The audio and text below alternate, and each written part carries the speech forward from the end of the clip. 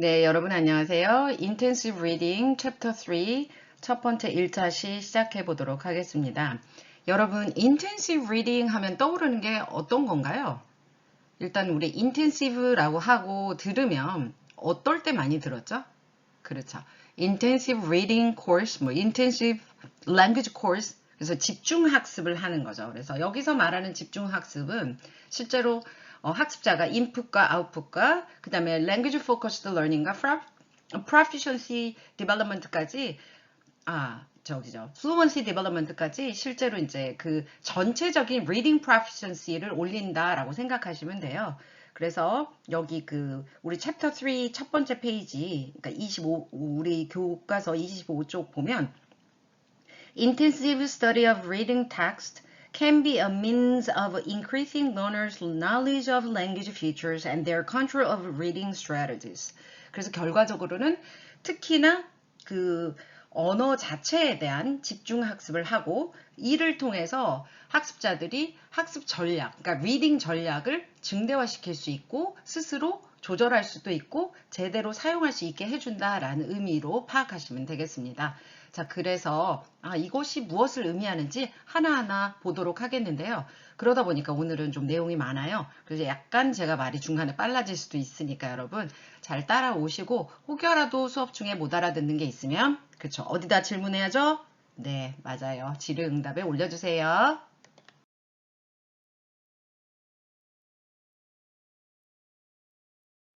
네, 제가 인트로에서도 설명드렸지만 인텐시브 리딩이라는 건 실제 러너의 언어적인 중점 학습을 이야기하는 거고 이를 통해 학습자가 자신의 독해 전략들을 제대로 사용하고 컨트롤할 수 있다라는 뜻이고요. 그러다 보니까 Language Focused Learning Strand of Course가 이루어질 수밖에 없다라는 거예요. 특히 여기는 조금 인풋을 해서 내 것으로 인테이크하는 과정에 있어서 필요한 디코딩들이죠. 그래서 언어를 어떤 식으로 내가 분석을 하고 이제 디코딩하고 인코딩 하기 위해서 이해를 받아들이기 위해서 학습자들이 특히나 grammar translation approach, 그러니까 일반적인 방식으로는 학습자들이 그래머, 문법 중심의 학습을 했었는데 그럴 때의 특징들은 선생님들은 학생들과 같이 작업을 한다라고 되어 있는데 이건 학습한다라는 뜻이고요. 그들의 애런을 이용을 해서 이해가게끔 하나하나 짚어준다는 거죠. 실제로 여러분 그 애런을 사용해서 문법 학습이나 어휘 학습을 하는 거에 대해서 부담을 가지시는 부분들이 있어요. 그래서 그러니까 약간의 죄의식, 영어 선생님인데 영어로 수업을 해야 되지 않을까? 그런데 많은 학자들이 또 이야기를 해요. 우리가 오른쪽과 왼쪽 손을 쓸 수 있어요. 그런데 오른손은 L1이고 왼쪽 손이 L2예요. 그런데 우리가 L2 쓰는 방법을 배우고 있다고 해서 오른손을 묶어놓을 필요는 없죠. 그거랑 똑같다고 보시면 돼요. 그래서 grammar translation으로 직접적으로 명시적인 explicit grammar 학습을 했을 때 학습자들이 한국어로 특히나 설명이 들어간다면 훨씬 더 쉽게 소화할 수 있다는 거죠. 그 다음 또 하나, useful procedures as long as it is a part of the reading program and is complemented by other language focused learning and 또 뭐랑 그렇죠. extensive reading, 그러니까 pleasure reading이라고 제가 fun reading이라고도 했는데요. 자신의 이렇게 기본적으로 그 reading 프로그램에 있어서 최대한 랭귀지 포커스드라는 것은 보완되는 양상으로서 그리고 그 전체 프로그램의 일부로서 존재해야 하고 그래야 사실은 유용한 프로그램이 될 수 있다라고 이야기하는 거고요. 그 다음에 이제 확장적 읽기에서 그쵸? 확장을 하는 프로그램을 통해서 학습자들이 실제로 그들의 어휘나 그 다음에 언어의 사용을 더 넓혀서 볼 수도 있고 그를 통해 그렇죠. 플루언시도 올라갈 수 있다라는 거죠. 그래서 제가 커뮤니케이티브 컴피턴스에 대해서 챕터 1에서 설명드렸어요. 자, 그때 뭐라고 했죠? 우리가 실제 언어 능력이 있다라는 건 일부 학습되어진 내용을 기반으로 우리가 접하지 못했지만 처음 만나는 상황이지만 그쵸? unrehearsed situation에서 커뮤니케이션이 가능하다라고 했던 것처럼 리딩도 마찬가지예요. 우리가 새로운 지문을 읽을 때 나 처음 보는 거야 라고 해서 전혀 못 읽진 않죠.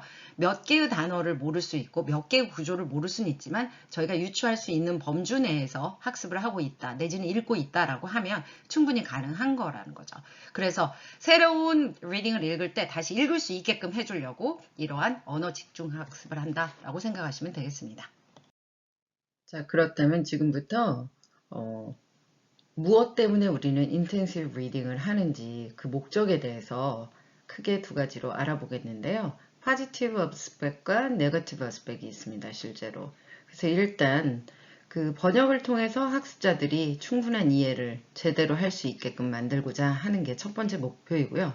두 번째는 글 안에서 나올 수 있는 여러 가지 그 문법적인 거나 어휘적인 거, 즉 표현적인 거죠. 그래서 language feature에 대해서 이 수업 시간 안에 우리가 꼭 반드시 학습해야 하고 학습자에게 전달해야 될 내용들이 무엇인지 그리고 그것에 대해서 학습자들이 집중할 수 있게 만들고 정하는 것들. 네, 그것이 가장 큰 목적이라고 볼 수 있습니다. 자, 포지티브와 네거티브는 하나씩 따로 다시 보도록 하겠습니다. 네, 긍정적인 면의 첫 번째 내용은 이러한 그 intensive reading 코र्스를 communicative context 상에서 놓고서 그 텍스트를 주어진다라는 건데요. 이건 의사소통이 가능한 상황이다라는 거죠. 거기에서 발생할 수 있는 충분한 그런 양적으로나 그리고 그러한 토픽적으로나 굉장히 다양한 면으로 요소로 봤을 때 의사소통적인 텍스트라는 거죠. 자, 이 부분이 조금 이해가 안 가실 수도 있는데 이건 무슨 얘기냐면 우리가 일상생활에서 발견하고 볼 수 있는 리딩 머티리얼을 가지고서 리딩을 한다라고 이해하시면 되겠습니다. 자, 두 번째.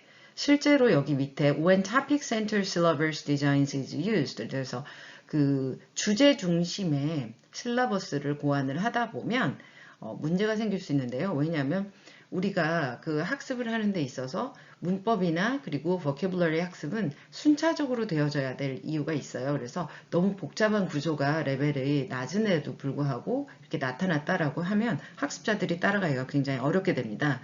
그렇지만 토픽은 주제별 모음의 그 실러버스가 되는 거기 때문에 그 주제에 따라서 가끔은 복잡성이, 문법의 복잡성이나 구조의 복잡성 자체가 올라갈 수가 있어요. 그렇기 때문에 이런 것들을 피할 수 있게 도와준다라는 거예요. 즉, 인텐시브 리딩 코스라는 건 학습자들이 의사소통적인 맥락 안에서의 텍스트를 이해하고 받아들이는데 순차적으로 vocabulary나 grammar feature를 컨트롤하고 있는 모양새다라고 이해하시면 되겠습니다.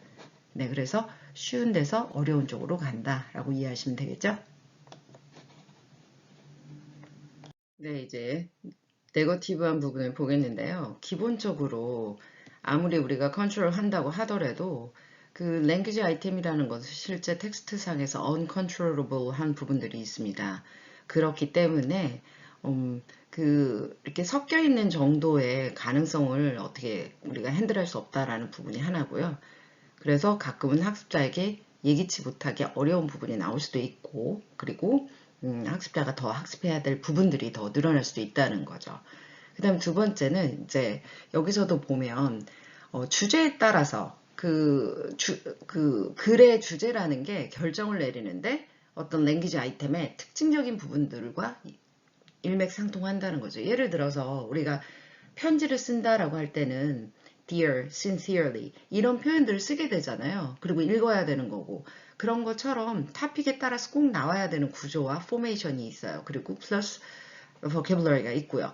그러한 것들이 생길 수밖에 없고 그리고 또한 그러다 보니까 훨씬 더 와이드 레인지에서 우리가 수업을 할 수 있음에도 불구하고 외려 조금 부분으로 이 토픽에 맞춰서 티칭 고울이 갈 수밖에 없다라는 그런 부분들이 생길 수 있다라는 단점이 있고요. 그렇다면 만약 intensive reading이 잘 된다면 그렇죠. 여기서 말한 것처럼 major principle이 그 determine 여기 나오죠. The major principle determining the focus of the teaching should be that the focus is on the item that will occur in a wide range of text. 그래서 훨씬 더 큰 맥락에서 만날 수 있는 다양한 형태의 language 아이템이나 그렇죠. 이렇게 vocabulary나 grammatical feature 이런 것들을 결정할 수 있는 포커스가 훨씬 더 우리가 그 프린서플에 맞춰서 더 가르쳐 줄 수 있다라는 거죠. 자, 그렇다 그러면 오늘 티칭이 잘 됐다라면 내일은 훨씬 더 학습자들이 자신한테 맞는 텍스트를 볼 수 있는 기회가 된다라는 거. 네. 그렇기 때문에 이러한 질문을 던져진 겁니다. How does today's teaching make tomorrow's text easier? 이런 얘기겠죠. 그쵸? 네. 그렇다 그러면은 어떠한 그 principle을 적용할 수 있는 practice가 좋은 intensive course인지에 대해서 보려고 하는데요. 지금 헤딩을 잠깐 보시겠어요? 여기 보면 세 가지의 토픽이 나옵니다. 그러니까 그 세 가지의 형태로 아이템이 introduced 되고 있는데요. 자, the major principle for good intensive reading. What are principles for good intensive reading? 똑같은 의미를 전달하는데 마치 주제처럼 나오는 경우가 있고 의문문처럼 나오는 경우가 있죠. 그 다음에 제가 밑에 한 줄 더 써봤는데요. There are four ways of putting this important principle into practice. 그렇다 그러면 자 여기에 네 가지 그렇죠. 우리가 기본적으로 리딩을 어떻게 해야 한다라는 그런 원리를 practice로 옮기는 그런 과정의 가장 중요한 포커스는 무엇이겠느냐. 왜냐 우리는 이제 교사로서 그렇죠.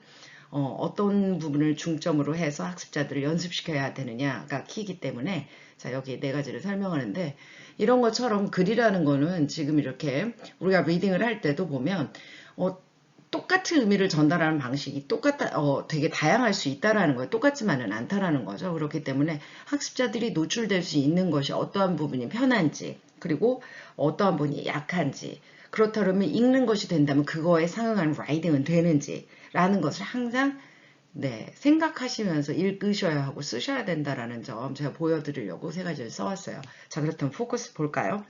High frequency. 자, 아이템은 더 자주 빈번하게 보여야 된다라고 해요.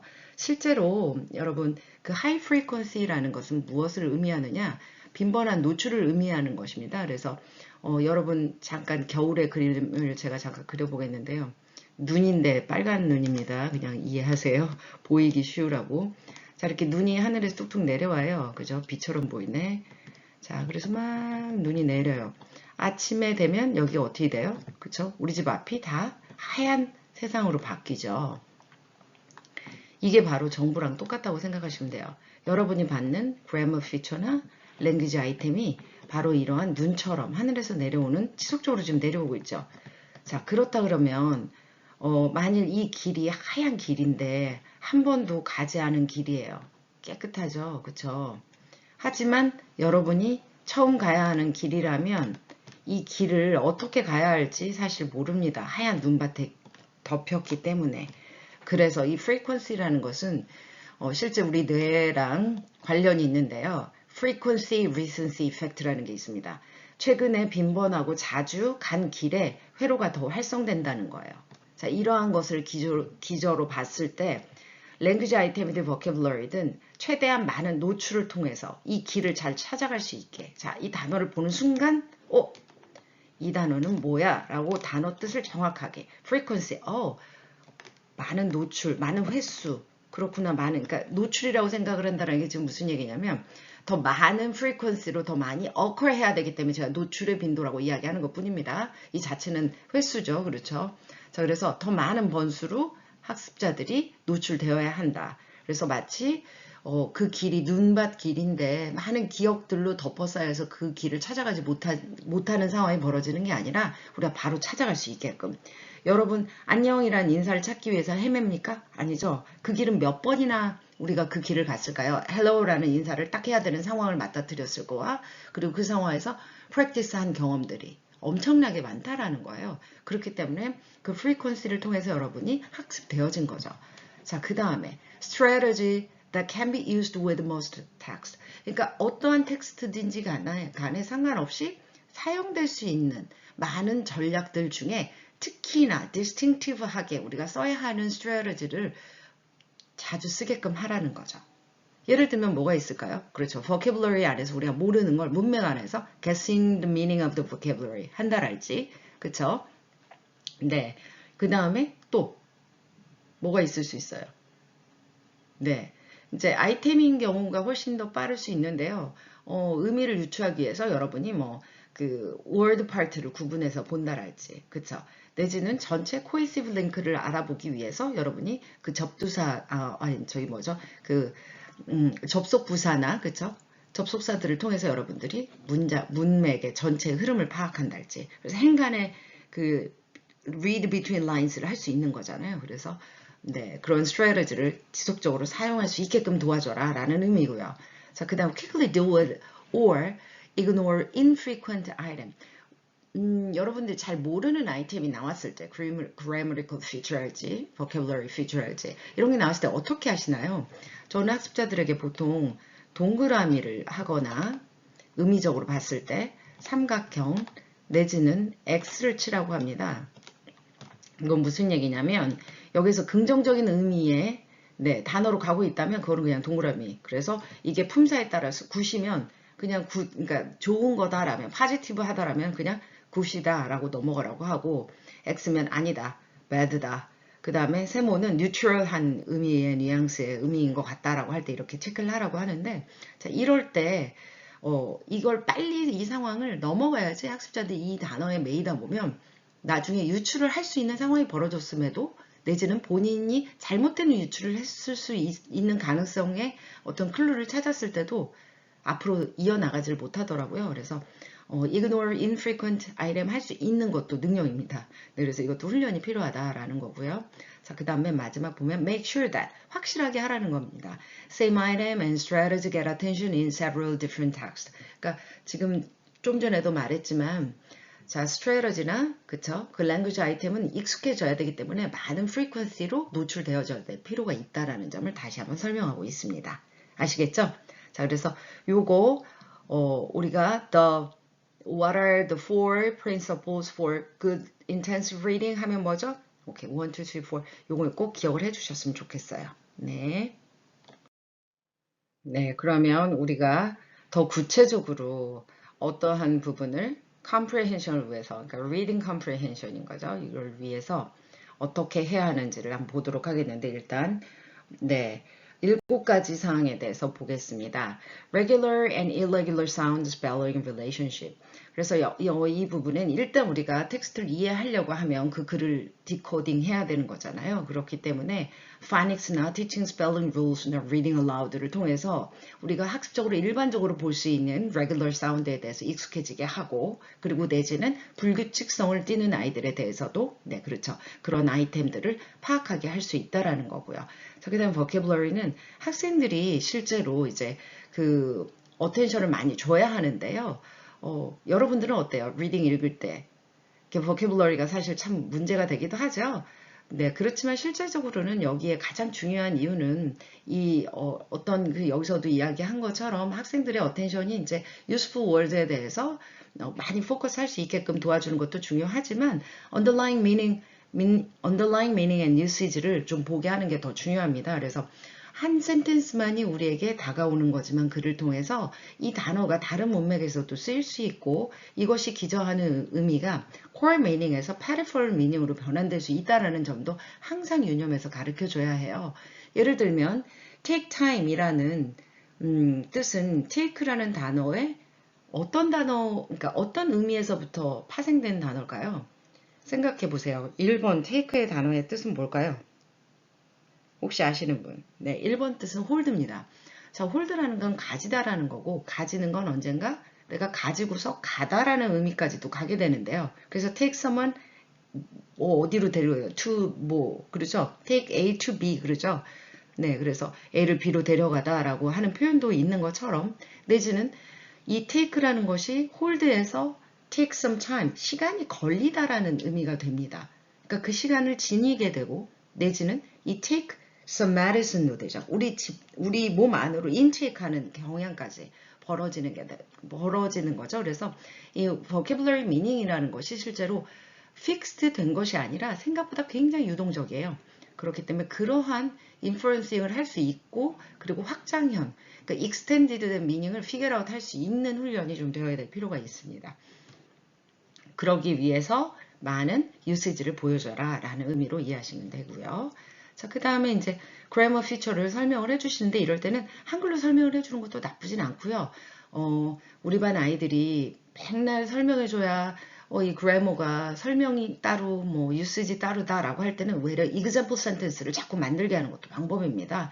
그래서 실제로 제가 테스트 수업을 하면서 느끼는 게 뭐냐면 글을 글로 배운 사람 마치 사랑을 연애를 글로 배웠어요 라고 하는 사람처럼 문법도 글로 배우는 것보다 실제로 문장을 통해서 배웠을 때 학습자들이 훨씬 더 효율적이다라는 거죠.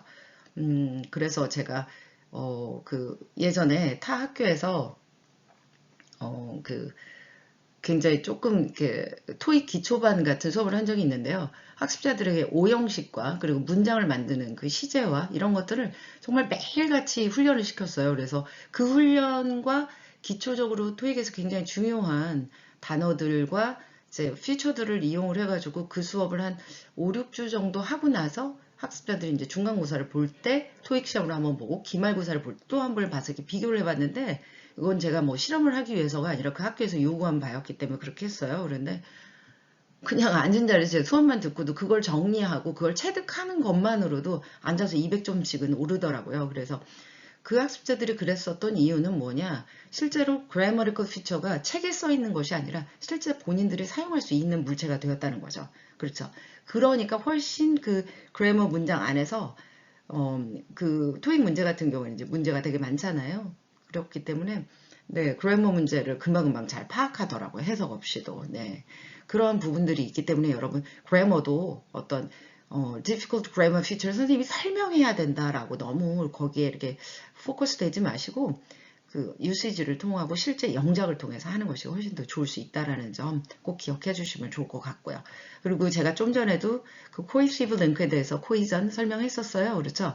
그래서 이제 그 학습자들이 자, 이 한 글이 cohesion이라는 게 뭐냐? 응집성을 나타내 주는 건데 얘가 그 그러니까 같은 의미를 전달하기 위해서 어떤 주제문을 전달하기 위해서 주제를죠. 그렇죠. 주제 토픽을 전달하기 위해서 글을 통해서 글이 쓰여진 걸 우리가 읽는 거잖아요. 그렇다 그러면 이 사람이 말하는 he라는 게 같은 사람이다라는 것을 나타내는 게 프로나운이고요. 그렇죠.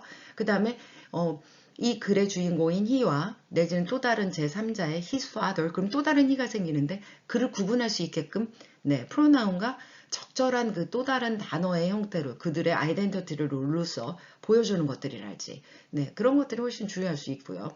그러면서 그걸 구분해 나가는 작업을 해줘야 된다는 거죠. 그게 리딩에서 굉장히 중요한 점이고 이게 실제 여러분 수능 시험에도 많이 나오죠.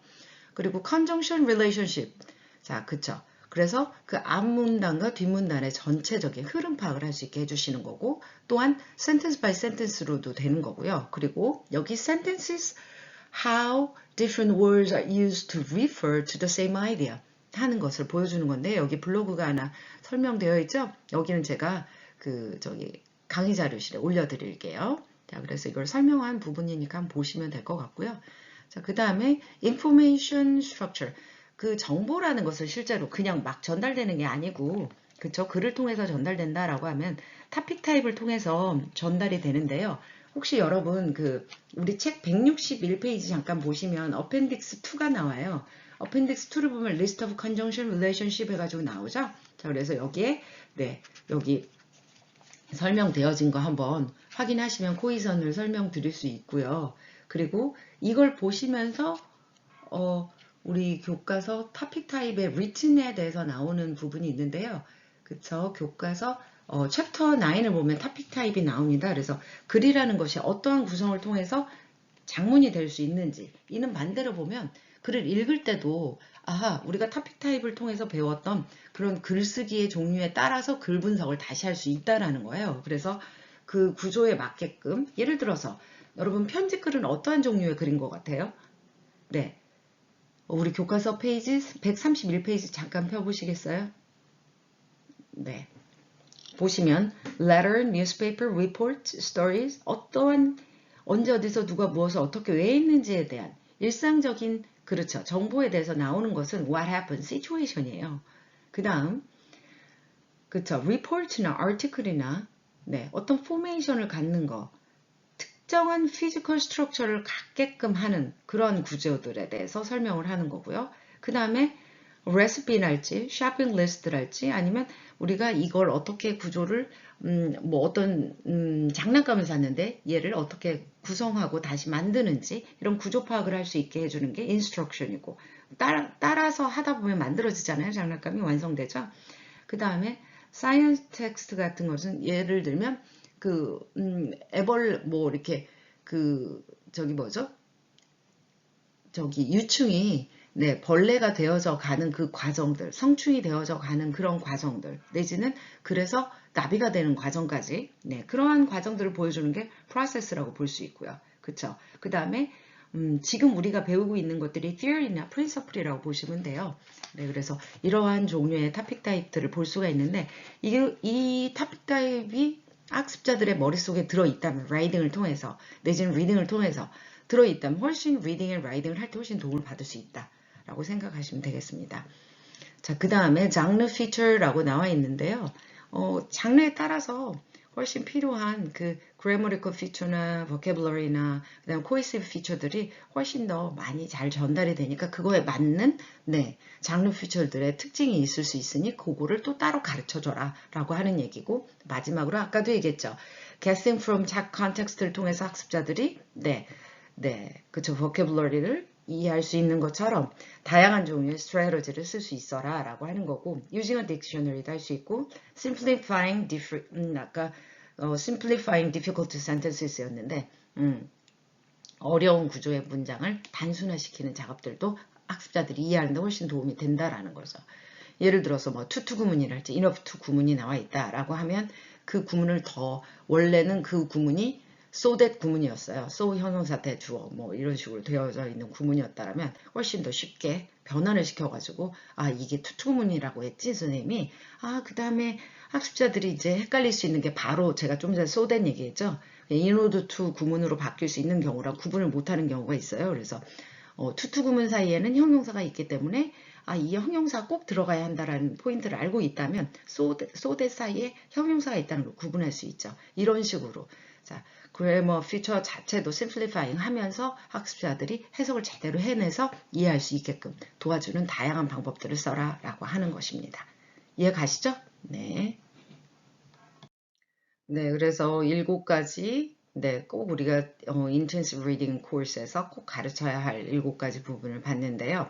실제로 이러한 티칭이 효과를 보기 위해서는 학습자들이 specific feature를 확실하게 배울 수 있게끔 해줘야 하는데요. 그래서 이제 그것들을 확실하게 배운다라는 것은 무엇을 의미하느냐라는 게 여기 or 이후 뒷부분에 나오는 내용이에요. 그들이 봤을 때 그 아이템들을 확실하게 인지하고 그것을 실제적으로 자신이 읽는 리딩 텍스트에 맞게끔 걸맞게 이해할 수 있고 그리고 그것을 나중에까지도 반복적으로 학습을 함으로써 딱 체득할 수 있게끔 도와주는 게 굉장히 중요하다는 건데요. 저는 이 구문을 보면서 느꼈던 게 예를 들어서 이 get이라는 동사 여기서는 어떤 동사로 쓰였죠? 사역동사인 거죠. 그렇죠? get 목적어, 투부정사 목적어 보어를 쓰고 있잖아요. 그렇죠? 예를 들면 이런 구문을 학습자들에게 가르칠 때 사실 오형식 구조가 우리나라에 그렇게 많지 않기 때문에 표현이 조금 다르죠. 있어도 사역이라는 계열이. 그렇기 때문에 학습자들이 이것을 받아들이는 거 그리고 문법적으로 배웠지만 리딩을 할 때 자연스럽게 해석을 하는 것이 좀 쉽지 않은 경향이 없지 않아 있어요. 자, 그렇다면 이걸 어떻게 가르쳐야 할지 이런 부분에 대해서 고민을 해보실 필요가 있어요. 저도 한 예로 봉사활동을 갔을 때 일인데요. 한 일주일 정도 고아원 봉사를 제가 많이 다녔었어요. 그러면 이제 영어 캠프처럼 원어민 선생님들 모시고 막 정말 단체에서 같이 제가 커리큘럼 짜가지고 같이 가고 막 그랬었는데 그럴 때 학습자들이 문제가 뭐냐면 처음에 이제 선생님들 열심히 가르쳐 주셨는데 며칠 후에 다시 물어보면 그 구조를 잘 모르는 경우가 많아요. 왜 그러느냐면 짧은 시간 내에 많은 것을 주다 보니까 학습자들이 많이 헷갈린다라는 거죠. 그렇다 그러면 고민해 봐야 할 문제가 우리가 챕터를 5가지 챕터를 나갑니다. 자, 5가지 챕터를 나가는데 진도는 나갔어요. 그런데 학습자의 머릿속에 들어가 있는 건 한 개도 없어요. 그런 경우가 있을 수 있잖아요. 그럼 아이들이 5개를 이해를 못했느냐? 아니죠. 이해는 했죠.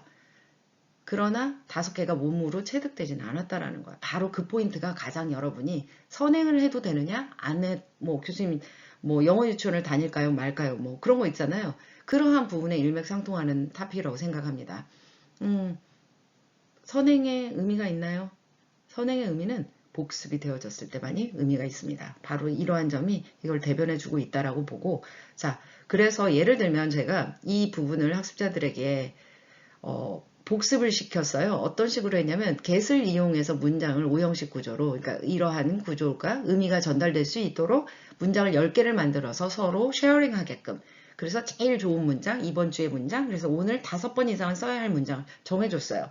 그랬더니 학습자들이 마지막 그 다른 캠프에서 마지막 아이들은 끝까지 이걸 기억하고 있고 잘 사용을 하더라는 거예요. 그리고 그들의 글에서도 이런 부분들이 녹아져 있고. 그래서 실제로 제대로 알려주고 제대로 학습되어진 최소한 우리가 문법책에서 보면 18가지잖아요. 거기서 꼭 알아야 될 것들 최소한 100문장 정도만 제대로 쓸 수 있다라고 하면 사실은 저는 토익까지도 별 문제가 없다라고 생각하거든요. 그렇기 때문에 여러분들도 학습자들에게 그냥 당장 내가 초등학교 1학년을 가르치니까 그냥 여기서 파닉스만 잘 가르치면 되겠지라고 생각하지 마시고 끝에 이 아이가 회사에 취업을 해야 된다라고까지 생각을 하시고 항상 큰 뷰에서 이 아이들의 링크를 끝까지 걸어줄 수 있게끔 pre, during, post가 이어질 수 있게끔 항상 좀 생각을 하셔서 연습시켜주는 거 그게 굉장히 중요하다고 봅니다. 자, 그 다음에 여기 두 번째 한번 읽어볼게요. Language focused learning for reading can occur through intensive reading with a